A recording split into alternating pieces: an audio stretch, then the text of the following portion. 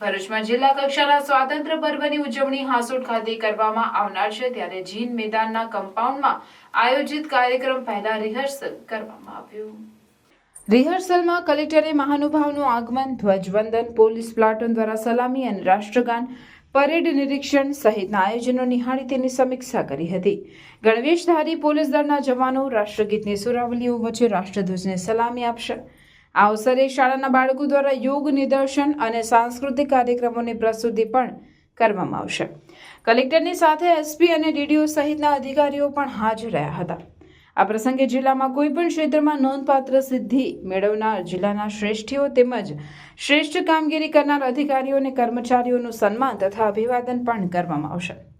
ધ્વજવંદન સમારંભમાં હાજર રહેવા માટે રાષ્ટ્રપ્રેમી પ્રજાજનોને તંત્ર તરફથી અપીલ કરવામાં આવી છે.